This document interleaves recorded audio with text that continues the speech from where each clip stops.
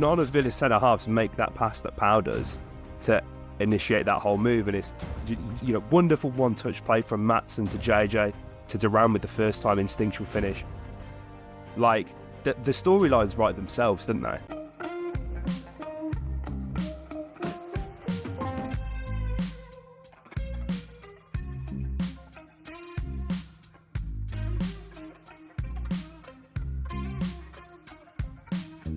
Hello and welcome back to the Villa Filler podcast. I'm here as always with my good friend Dan Wiseman. Dan, 1 game, 1 win. Aston Villa 2, West Ham United 1. Our first away win to West Ham since 2011 and our first win at the London Stadium as well. What a game. Before we get into it, mate, how are you doing? I'm very well, thank you, mate. Very well. Before we get going, a very happy birthday. A very happy birthday. And yeah, I mean, as birthday presents go, first away win at West Ham since 2011. Glad the Villa boys could deliver you that, mate. As you get halfway to 50, it's a big old milestone. 1 year older, 1 year wiser. Very happy birthday, mate. Thank you very much, mate. Thank you. It was a great present. It's all I wanted, truthfully, is for the Villa to go and get the business done and start the season as we mean to go on. So many narratives, so many story arcs weaved their way into this game. We're not just talking Jhon Duran. We've got a debut goal from Amadou Onana. Lucas Paqueta with a goal and a booking. So whoever's living on Paqueta Island in Brazil has probably made themselves a nice bit of coinage over the weekend. It was a really great performance from Villa. And obviously, like, pre-season, like, it means nothing. And we've sort of said this before, and I think there's been a little bit of a head loss maybe between some fans over pre-season. But, instantly, this is all put to bed, mate, and within 4 minutes as well. And I guess it would be rude not to start with Amadou, because what a way to endear yourself to your new fans, the away fans as well, obviously travel up and down the country, and scoring in the 4th minute from a set piece, which I feel like Villa fans' perceptions of how good we are on set pieces is somewhat warped. If we didn't have somebody called Austin McPhee, who was the set piece expert, and we still scored as many set pieces as we did over the previous 2-3 seasons, and I don't have the numbers to hand, but I believe we were in and around middle to top half in terms of set piece goals from last season. People would probably think that we're like a really good team from set pieces, but what really I think is going to be a game changer this season is that added height that you get from an Amadou Onana on these attacking and defensive set plays. We've talked about it a little bit when Onana signed, mate, but it's just an instant impact in that department, isn't it? Mate, I saw a quite incredible stat, actually. All 4 of his Premier League goals today have been headers from corners. What a very interesting little stat that is, and B, what a useful asset that could be for Villa going forward. And as you say, someone like Austin McPhee, who, I agree, mate. There's definitely the work we done. I think we're one of the more creative sides when it comes to set pieces. Austin McPhee's stock has definitely risen in his time since he's been at Villa in the kind of very early days when he was under Dean Smith. There were a lot of questions around Villa's set pieces and how ineffective we were at times, considering the height that we had on the pitch all the way back then. When you think of the likes of Ming, Steven Engels, guys like that, that we had when we first came up to the Premier League, to now fast forward 4 seasons, 5 seasons, whatever it is, and you're kind of sat here now and we have all of these different tools at our disposal. We've added another in Amadou Onana. It was a really interesting routine. The couple of blockers at the front post, which is I think we were just on the right side of the line because PGMOL outlined those kind of blockers and the kind of, for the use of NBA terminology, like screening that goes on as one of the big things that they're going to crack down on this season. They're going to start calling fouls for stuff like that. Arsenal used it a lot in their set pieces last season, which they were very, very successful from. I think we just managed to find ourselves on the right side of the line. I can't remember who it is at the near post that puts a block on. And allows Onana, I think it might be Tielemans actually, that puts a block. I know Tielemans takes the corner. Tielemans takes the corner, yeah. Yeah, I'm a Belgian to Belgian connection. Absolutely. There. It's a really, really nice start. And I think actually, no, we really, and I know it's such a cliche and it's so easy to say when you score after 4 minutes, but the way that just instantly, as you say, distilled all of those nerves, which I think a lot of fans, well, myself included, I think, we still have some kind of concerns. I don't want to say it was total doom and gloom, but there was a little bit of nervousness, particularly around the amount of goals that we conceded and stuff like that. So I think just to take the lead so early on really allowed us to kind of calm down, slow the heart rate, pass the ball around a little bit easier and play with a little bit more freedom. There wasn't the nerves, the anticipation that usually kind of go into games. And so, yeah, it was just a perfect way to start the season off, really. It was, mate. It was. And when you look at the two lineups as well, obviously West Ham have done some great business. We spoke about it in our season predictions podcast. So if you guys haven't checked that out, make sure you do so. You look at the team, it's very much last season's team with the addition of Rodriguez and Kilman. You had the likes of Fulkrug, Todibo, Somerville, all sat on the bench waiting in the wings. And, I kind of, I called our lineup like a month ago. I said, in group chats with people, I was saying, listen, this is exactly how Villa are going to line up. First game of the season, same with West Ham. But I know, obviously, we've sort of spoken about Lopetegui and how, effective he can be and how exciting West Ham have the potential to be this season. But he's obviously notoriously hard to break down. His teams are very well drilled. And for us to go away and have the share of chances that we did, and as you say, mate, I think the early goal gives us the confidence to really go on and play. Leon rounds Areola, hits the post. There was a lovely little bit of play in the box between Ollie, Tielemans, Rodgers. Tielemans has a shot, Rodgers gets the rebound. A little bit of a stronger effort from Rodgers. Maybe we go 2-0 up before the second half. I think that was it. That was in the second half. My apologies. But either way, the way I don't want to say dominated, but created a plethora of chances away from home in the capital. Like Villa under Unai Emery, have we lost a game in London? I don't think we've lost a game in London. We're just dynamite there, mate. We are just dynamite there. You mentioned about West Ham signings. Like one thing that kind of, as I was watching the game, it was like, what? Kind of flip everything that we just said on its head. This is really the perfect time to play them. Yeah. Because they've done so much business that it wasn't really going to be feasible for them to put all of those players into the team, have them all up to full speed, up to full fitness, fully integrated. I imagine that West Ham come January, February are going to be a very different proposition to how they are now. Really, I think when we saw the lineups come out and there were the likes of Antonio over Fulkrug and players like that, obviously Wan-Bissaka picked up a knock and stuff like that, so he couldn't play. And, there wasn't too much change from last season. As you say, there were a couple of new faces. Really, it gave me a huge boost when I saw the lineups. And I think actually when we come to play Villa Park, I dare say that starting 11 will look considerably different. One, two, maybe if not all of their new signings can feasibly say that they could be nailed on first team starters by the time we come around to play them again. So, yeah, I think actually having seen them do all that business, getting the chance to play them, I'd say, well, we kind of said we didn't make too many changes on there, and obviously Onana comes in, and there's not too many new faces. It's not a lineup that we're totally unfamiliar with each other. And so I think actually getting the chance to play them on the opening weekend may well be the best time to do it.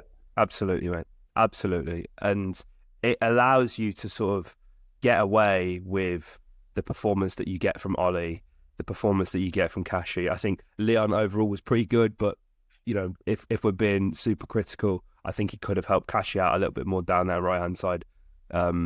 Defensively, mate, absolutely. I mean, it's a golden chance, and he's probably one of the, I don't want to say one of the few, but he is a standout from pre-season, and I think he's had a really good pre-season campaign, to be honest.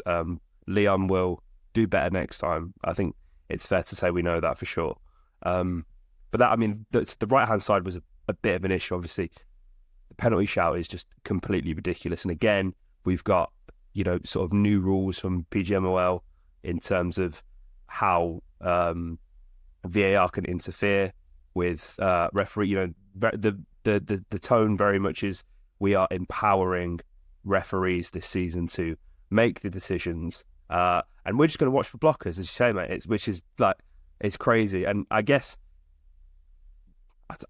I don't know. I think you want to believe that the referee gets the decision right, but the whole point of having VAR, like the reason this was introduced, is because they don't get it right. So when a penalty as soft as this is given, it is incredibly frustrating. And like for it to be Matty Cash as well, right? Who, if we're being completely honest, we've been critical.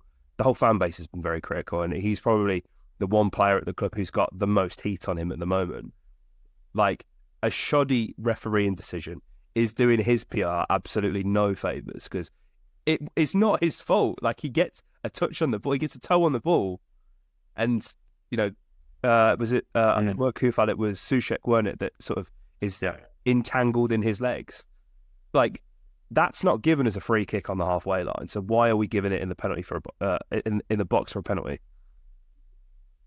No, it's a very good question, mate. It's as I say, it's a very difficult one to gauge. Like, I think it's one where it could have gone either way. I kind of rationalized it in my head with, if it was the other way around and it was a home player tagging on one of the Villa players, like, I probably would have been screaming for it. And so, Matty Cash does probably have a bit of a reputation for being a little bit clumsy. I saw a stat come through on the BBC Live feed that since his debut in the Premier League, no player has given away more penalties than his 6. More often than not, if there is an opposition player taking a shot from 12 yards, it's as a result of a Matty Cash challenge. I think you could see, generally, I actually thought he had like an okay game, and it's just a shame that this kind of taints it. And these are the moments that people remember and live in fans' mind. And I say, when you're trying to turn a tide and a narrative that Matty Cash is right now considering, I think you mentioned one of the standouts from pre-season. I think Kosta Nedeljkovic has definitely thrown himself into that mix. I personally wouldn't have been too surprised if he was in the starting lineup. And I think when he came on and looked about as you'd expect from an 18-year-old playing his first Premier League game, but he's had a fantastic pre-season and isn't too far away. We know that maybe even been in the market for another right back at points. And so for Matty to go and do that on the opening weekend is tough for him. It's tough, and you can't help but feel for him a little bit, because it is like accidental, but he does tend to be quite clumsy in our own 18-yard box, and that's just not a good trait to have if you're a right back, unfortunately. And yeah, it is a shame. It would be interesting to see kind of going forward what the pecking order is. Just how long can Matty stave off someone like Nedeljkovic? It would be definitely one to keep an eye on. Yeah, definitely. I mean, you kind of look at your trader and think, pay the money. Let's just get this done. Yeah. But however we need to finance it. If Monchi's got to sell feet pics on OnlyFans, get it done. We need that cash. Just get this guy in. But no, you're right. Like, Cashy didn't have a bad game, and he was, to a certain extent, hung out to dry a little bit by Leon. I think when Philogene came on, sort of defensively, his contributions totally eclipsed Leon. And again, I'm not digging out either Cashy or Leon here, just observations. And yeah, I mean, the team that we sort of ended the game with, the sort of attacking four, if you like, so exciting, so young. Obviously, we get bailed out by the man of the hour, Jhon Duran. I thought he was brilliant when he came on, mate. He looks a totally different player to what I think we've ever seen from him. Like, he came on with a purpose. He came on knowing what to do. And I think a lot of the time, that can't be said for Jhon Duran. Like, he comes on and he'll look to bruise a few players, but doesn't necessarily know when to press or what the press trigger is, and the link-up play and hold-up play is generally a bit sort of sloppy and not as polished as you would like for someone as big and strong as Duran. But couldn't say any of that, really. from when he came on. I thought he was absolutely fantastic. Really helped out with Philogene on that right-hand side as well, often dropping in. And the finish is brilliant. I mean, the whole goal, don't want to gloss over the build-up, because Pau, again, somebody who I think a minority of fans in pre-season were having a bit of an unnecessary meltdown over performances. This goal doesn't happen without Pau Torres. Like, as much as we love Ty, as much as we love Diego at times, or even Clem Dog. We're Clem Dog's biggest fans. I know he's not around anymore, but he's in our hearts. None of Villa's centre-halves make that pass that Pau does to initiate that whole move. And it's, wonderful one-touch play from Matson to JJ to Duran with the first-time instinctual finish. Like, the storylines write themselves, didn't they? It was a really, really nice goal, and kind of like a glimpse into the future. Like that Holte to Matson, like, link-up play, you kind of saw that for the first time. You're like, wow, if we can really unlock that could become a real mainstay of our attacking play going forward. Absolutely right. To kind of pick out that kind of hook pass from Pau. Matson sets it off back to JJ, and then JJ rolls it along into the area, and Big Jhon does the rest. We kind of spoke about when it looked like he was going to stay. We spoke about how fickle football is as an industry, how fickle football fans are, and how quickly all can be forgiven. And so it has proved. All it took was a winning goal and a gestured celebration to say that he is indeed staying here. Saw a couple of funny tweets asking whether he was pointing at the London Stadium and saying, I'm not staying here, or like pointing at the Villa badge and say that he was staying. I'd like to imagine it's the latter, but it did make me chuckle. And so, what's interesting is that there wasn't necessarily the post-match comments from Unai that I was expecting around Jhon Duran. Like, he was kind of questioned about, is that it for Jhon Duran? Has he kind of nailed himself on as a hit crew member of the Villa squad? And he was kind of like, well, nothing's certain. Like, there's still stuff that we have to figure out. Obviously mentioned that Alex Moreno is close to leaving, but was still indicated that it still seems quite up in the air for Jhon Duran, and that nothing is yet finalised. And I think it is going to take more than just one goal. It's probably going to have to, it's not really about the amount of goals that he scores, more than everything else that comes with the entire Jhon Duran package, for him to really appease everybody, both at Bodymore and in terms of the wider fan base. But if he keeps going like he did against West Ham, he came on with a real point to prove. And I have to give him credit where credit is due. Didn't play like a player who has had the preseason that he's had. You can sometimes see players come on and their heart's not in it, as you say, their head's not in it. They can kind of look between places and kind of partially removed from the game. And he was engaged right from the get-go. Was a real handful. Obviously, puts that chance into the side netting when he's 1-1 with Areola. And so it was exactly what you'd want to see from him. And like, he's getting to a point now. There's a really interesting stat. Say that he's now scored 6 Premier League goals from 616 minutes of Premier League football, which is an average of 1 every 103 minutes. Only Erling Haaland, with a goal every 85 minutes, has a better goal-to-minutes ratio amongst players with 5+ Premier League goals. But considering for the most of his Villa career, he's been feeding off scraps. He's been basically plugging the minutes that Ollie Watkins hasn't been able to drag himself through.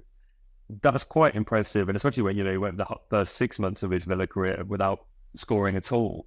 It's only in the last kind of season and in a game that he's been able to kind of put those together. And given how tumultuous it's been, that's quite impressive, really.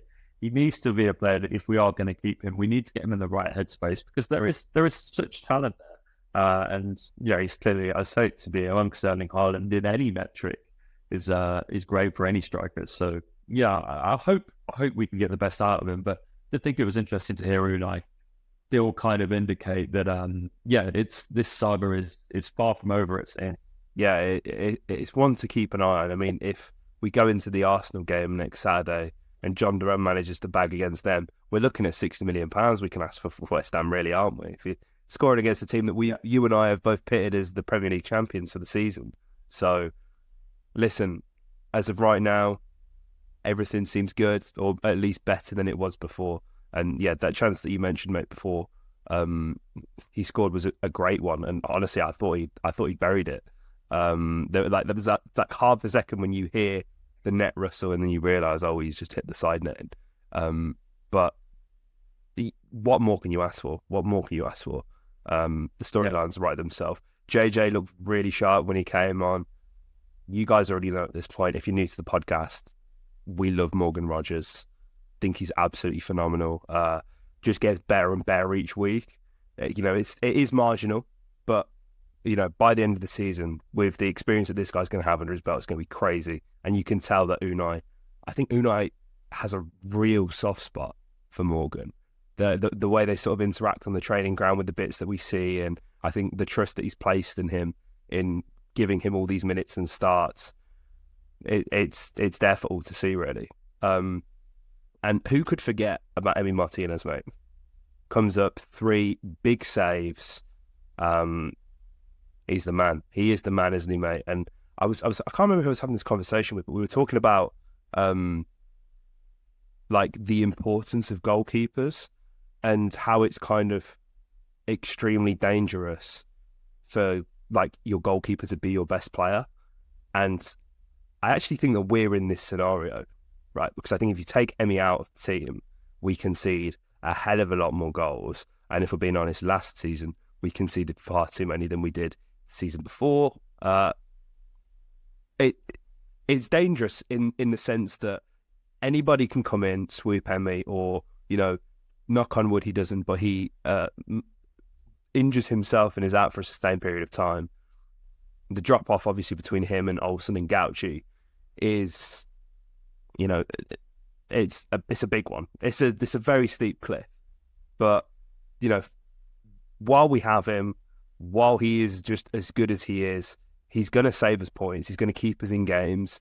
And I just love him. I do just love it. I'm loving the 23 as well, mate. Yeah, I'm happy for him. I think that meant a lot to him personally to get that shot number. So that's great. And I was watching the coverage, and it came up before the game that Ollie Watkins is now 29 years old. Emi Martinez is past 30, which is not a huge cause for concern as keepers go. But John McGinn is also getting on to 30 now. Tyrone Mings won't be far behind, and all of a sudden you kind of get a sense that this really is our window to go and win something, because in 3 or 4 years, like where those players are, kind of where their careers are at, like the window that we've got with these players who are so special. I think your point is absolutely fantastic about Emi Martinez, maybe even being our best player.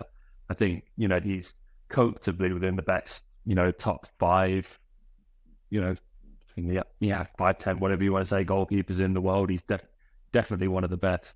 And I don't think you can really say that about any of our other players, to be honest with you. You can kind of put Ollie Watkins in that conversation after the season that he had last year. But when you kind of take the last 5 years of solid performance into account, basically ever since that Copa America run, his stock has just been on the rise. And it's so interesting when you go into like the penalty, that when he doesn't save a penalty now, I'm always disappointed.